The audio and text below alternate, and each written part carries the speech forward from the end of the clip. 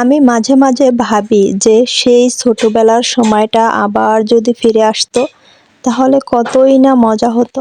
আর সেই ছোটবেলার সময়টা যদি গ্রাম এলাকায় কাটানো হয় তাহলে তো আর কোনো কথাই নেই। যখন ছোটবেলার কথা মনে পড়ে তখনই মনে হয় কি জন্য যে বড় হইলাম, সেই ছোট থাকলেই ভালো হইতো। কথায় আছে যেই দিন যায় সেই দিনই ভালো যায়, আর সেই দিন ফিরে পাওয়া যায় না। যেই বড় হলাম মাথার ভিতরে নানান টেনশন চেপে ধরলো, আরও রয়েছে কত দায়িত্ব কর্তব্য। জীবনটা কেমন যেন হয়ে যাচ্ছে। সেই আগের মতো খেলাধুলা, হাসি খুশি, আনন্দ সব কেমন যেন হারিয়ে যাচ্ছে। এই দেখেন, ছোটবেলার কথা মনে পড়ে আমি তো সালাম দেওয়ার কথাটাই ভুলে গেলাম। তো আসসালামু আলাইকুম, কেমন আছেন সবাই? আশা করি ভালো আছেন। আপনাদের দোয়াতে এবং আল্লাহর রহমতে আলহামদুলিল্লাহ আমি অনেক ভালো আছি। তবে বন্ধুরা, আজকে কিন্তু আমি একটু বেশি ভালো আছি।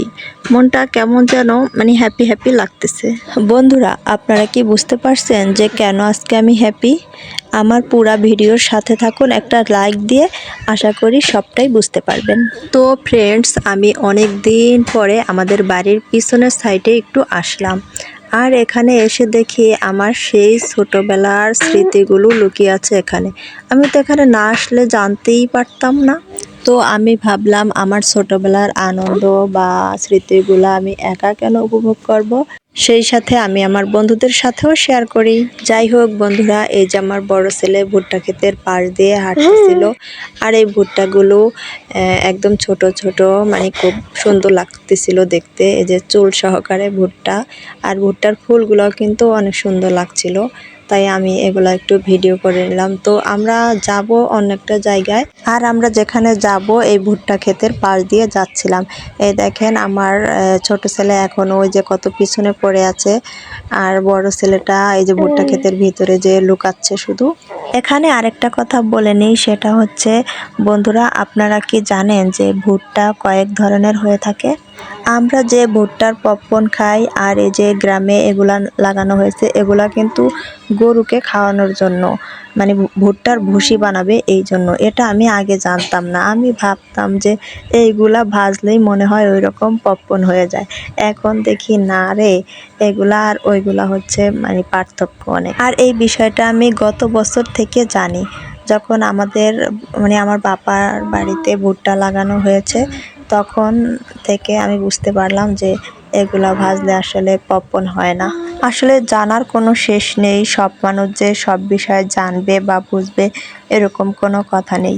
তো বন্ধুরা, আমরা আজকে ওই যে দেখতে পাচ্ছেন যে লাল লাল ফুল দেখাচ্ছে ওই যে দূরে, ওইখানেই যাব। তো আপনারা কি বলতে পারবেন ওই যে লাল লাল ফুল ওইগুলাকে কি ফুল বলে? জানলে কমেন্ট করে জানান দেখি। ওরে বাবারা, তোমরা কি আসবা নাকি? এর থেকে সুন্দর ফুল, সুন্দর দৃশ্য তোমাদের জন্য সামনে অপেক্ষা করতেছে, আসো তাড়াতাড়ি। আমার ছেলেরা তো এই ভুট্টা আর ভুট্টা ফুলগুলো দেখে অনেক খুশি হয়ে গিয়েছে। ওরা শুধু ওই ফুলগুলো ছেঁড়ার চেষ্টা করতেছে, আর আমি শুধু ডাকাডাকি করতেছি, তোমরা তাড়াতাড়ি আসো, তাড়াতাড়ি আসো।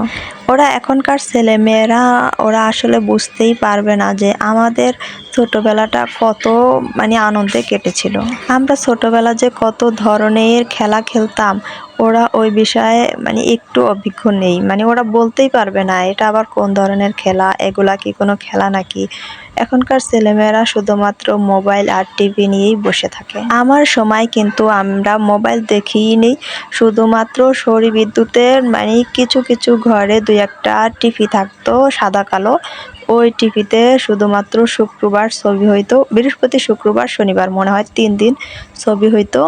তো আমরা আমাদের বাড়ির পাশে এক বাড়িতে টিভি ছিল, ওই বাড়িতে যে শুক্রবার বসে থাকতাম, কারণ শুক্রবার আবার স্কুল বন্ধ থাকতো, আর অন্যদিন তো স্কুল খোলা থাকতো, অন্যদিন যাইতে পারতাম না।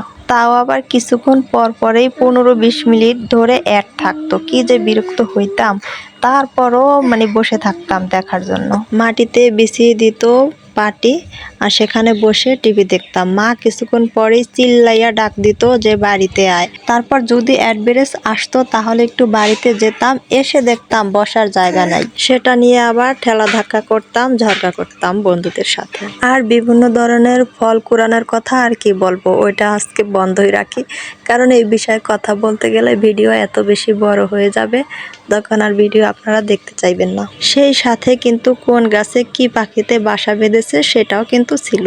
আর এই জন্যই তো ভিডিওর শুরুতেই বলেছি যে মাঝে মাঝে মনে হয় সেই ছোটবেলার সময়টা যদি আবার ফিরে পেতাম তাহলে কতই না মজা হতো। আর খেলাধুলার কথা যদি বলি, হায় রে খেলা, দাড়িবান্ধা, গোলা চোর, ছোট বৌমাছি, বড় বৌমাছি, জুতা চোর ইত্যাদি ইত্যাদি, কোনো খেলার শেষ ছিল না। তো বন্ধুরা, আজকে আমি আমার ভিডিওতে দেখাবো ফুল কোড়ানো। মানে ফুল আমি এত ভালোবাসি ফুলকে, ফুল যে কোনো ধরনের হোক, ছোট হোক আর বড় হোক, যে কোনো কালারই হোক, ফুল বলতেই আমি অনেক ভালোবাসি। ফুল আমার ভীষণ পছন্দ। আর এগুলা শিমুল ফুল, কেউ আবার পাকড়া ফুলও বলে থাকে। এইগুলা আমি যেখানেই দেখতাম টুকুর ভরে একদম বাড়িতে নিয়ে আসতাম। আর সব ফুলের থেকে কিন্তু এই ফুলটি একটু বেশি ভালো লাগে, কারণ এই ফুল গাছের কোনো রকম পাতা থাকে না, শুধুমাত্র ফুলই দেখা যায়, তাও আবার লাল কালারের, টকটকে লাল কালারের হয়ে থাকে। এখানে দুইটা গাছ রয়েছে, আর আমাদের বাড়ি থেকে এই গাছ দুটো কিন্তু অনেকটাই দূরে, তবু আমি ছুটে চলে এসেছি এই গাছের ফুল দেখার জন্য, কারণ অনেক বছর হয়ে গেছে এই ফুলগুলা দেখি না, হাতে ধরি না। যেদিন বিয়ে হয়েছে সেদিন থেকেই তো ঘরে বন্দি হয়ে গেছি।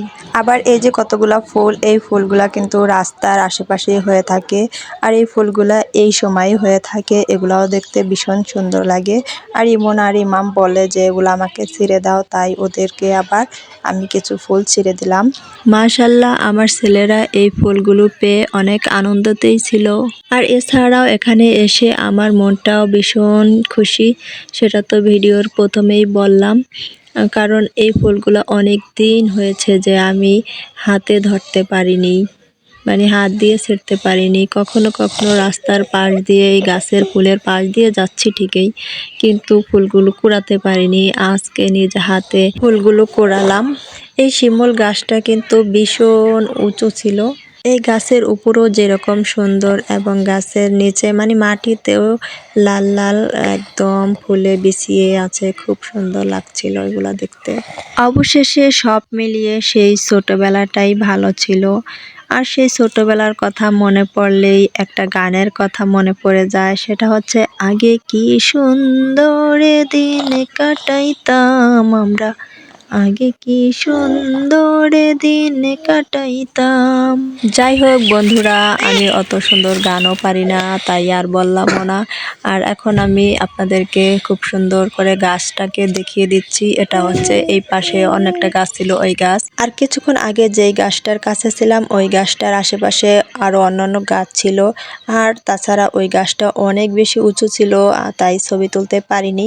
তাই এই গাছটার কাছে আসলাম। এই গাছটার এই পাশে কোনো মানে গাছ নাই, আর এই গাছটার সাথে আমি খুব ভালো করে ছবি তুলে নিলাম।